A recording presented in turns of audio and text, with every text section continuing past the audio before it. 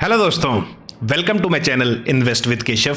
आज के इस वीडियो में हम समझने वाले हैं, बहुत बार जब मैं इन्वेस्टर से मिलता हूं तो बेसिकली कब कोई भी इंसान कभी जॉब में होता है या कोई बिजनेस कर रहा होता है और उसके पास पर्टिकुलरली जब भी लोन्स होते हैं, दो तरह के बेसिकली केस चलते हैं। एक होता है उसका जो उसका इन्वेस्टमेंट पोर्टफोलियो होता है, जहां पे वो सिप या लमसम के थ्रू स्टॉक मार्केट के अंदर इन्वेस्ट करता है, और अपने होम लोन, कार लोन या पर्सनल लोन में अगर आप देखोगे तो कहीं ना कहीं हर एक इंसान के पास इन तीनों में से कोई ना कोई एक चीज या दो चीज जरूर होती है।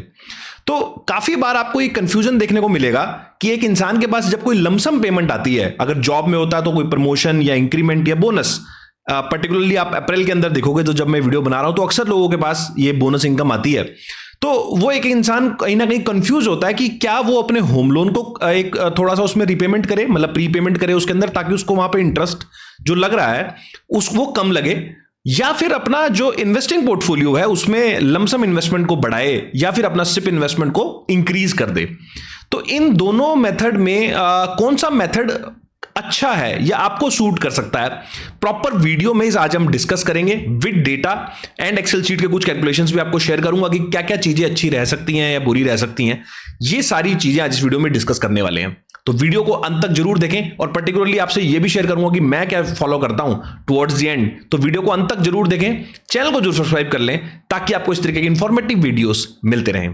तो चलिए दोस्तों, वीडियो को स्टार्ट करता हूं। सबसे पहले अगर आप देखोगे तो मैं मान लेता हूं एक राम इंसान है, उसका एक होम लोन चल रहा है लेट्स से 1 करोड़ रुपए का, और साथ साथ उसका एक इन्वेस्टिंग पोर्टफोलियो भी है, और इस 1 करोड़ रुपए में जो उसका एक लोन चल रहा है, लेट्स से हम ये मान लेते हैं कुछ 9% के आसपास का उसका ये लोन चल रहा है, होम लोन। हालांकि अभी रेट ऑफ इंटरेस्ट थोड़े कम हो गए हैं, बट एग्जांपल के लिए हम मान लेते हैं 9% पे उसका लोन चल रहा है।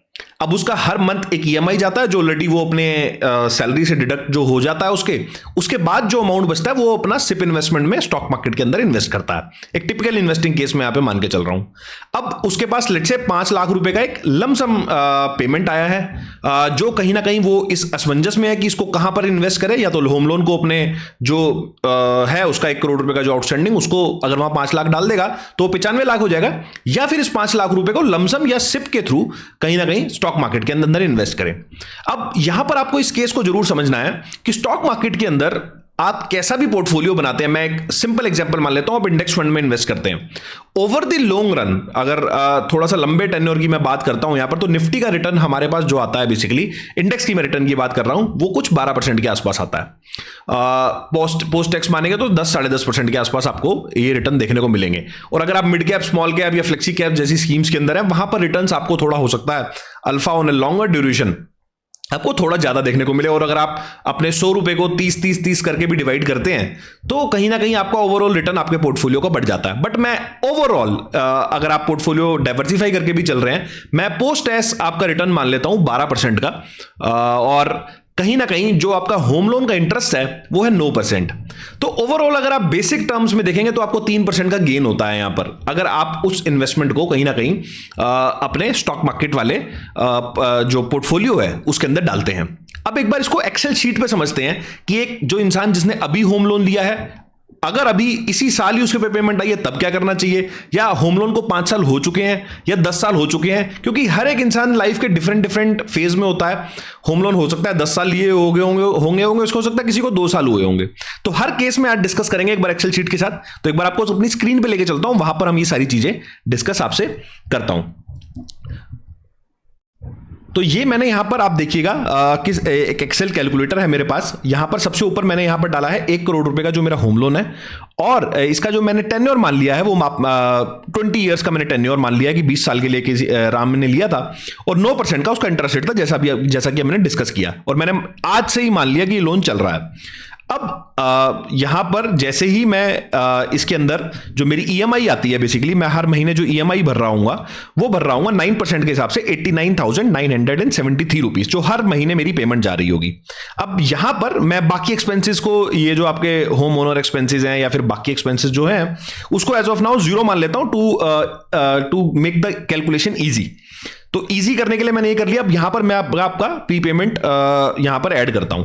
अब लेट्स से इसी महीने में ही आप देखोगे कि मैंने 5 लाख रुपए यहां पर ऐड कर दिए। जैसे ही मैं इसमें 5 लाख रुपए ऐड करता हूं तो आपका होम लोन जो टेन्योर था, मतलब आपने 20 साल का लोन लिया था तो 2025 से शुरू होना था और 2045 में खत्म होना था, लेकिन वो आपका 2042 में ही खत्म हो जाएगा। मतलब जो आपका होम लोन का टेन्योर होगा वो कहीं ना कहीं 20 की जगह अब कहीं ना कहीं 3 साल से रिड्यूस हो जाएगा, तो 17 साल आपका 17 साल का टेन्योर रह जाएगा।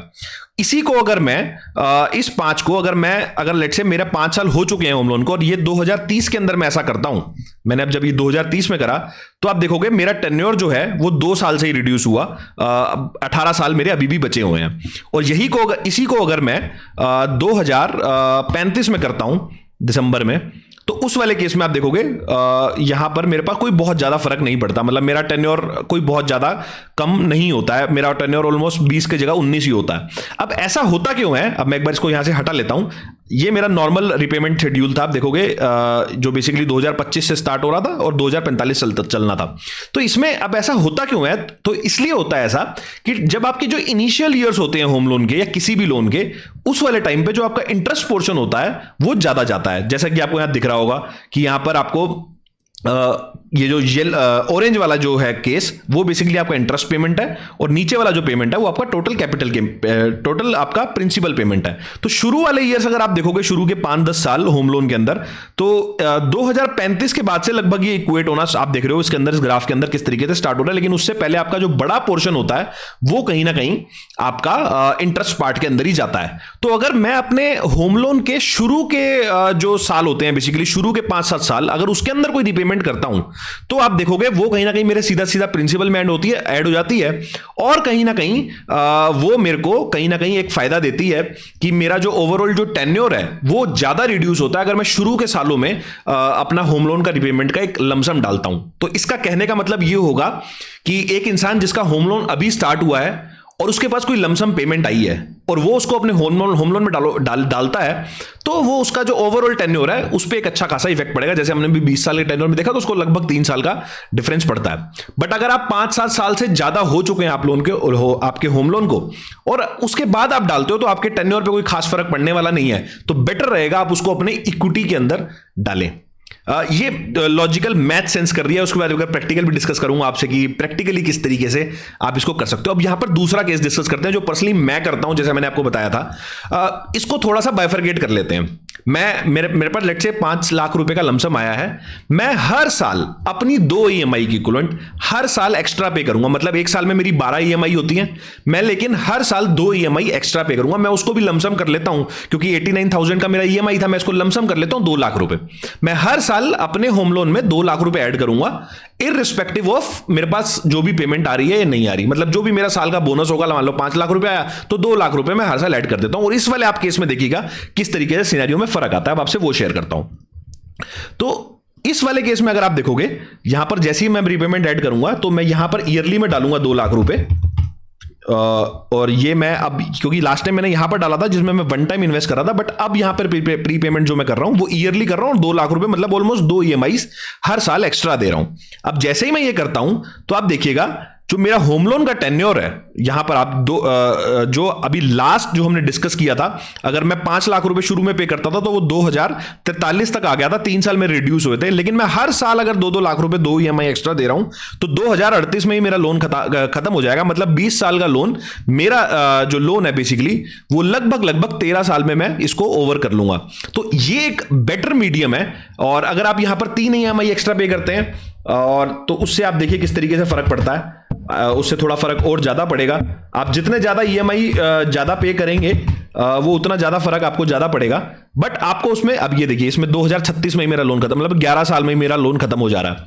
तो इस तरीके से अगर आप देखेंगे बेसिकली तो आपको ये समझ में आएगा कि जैसे ही आप लोन के टेन्योर में शुरू वाले में डालते हो और इक्वेट अमाउंट में हर साल डालते हो तो वो ज्यादा बेटर मीडियम होता है, बजाय कि आपके पास लमसम आया और आपने डाल दिया। तो मैं यही प्रेफर करता हूं कि अगर किसी इंसान को अपना 20 साल का लोन अगर लगभग जैसे अभी अपने एग्जांपल में भी देखा लगभग 50% मतलब 11-12 साल में कंप्लीट करना है तो वो लगभग 2 EMI से 3 EMI के बीच में एक्स्ट्रा डाले, मतलब 12 की जगह 15 EMI डालो एक साल में, और अगर आपको 14-15 साल में खत्म करना है तो 2 EMI डालो, 12 की जगह 14 EMI डालो।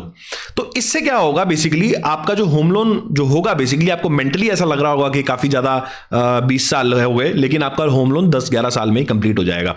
और जो बचा हुआ पैसा होगा उसे मैं इक्विटी में इन्वेस्ट करूंगा, वो मेरा पैसा अलग से ग्रो हो रहा होगा, जो 12-15% पे मेरा अगर ग्रो होता है, और पोस्ट टैक्स अगर मैं 12% से भी अगर ग्रो करता हूं उस पैसे को, तो वहां पर मैं एक अच्छा खासा रिटर्न कमा पाऊंगा।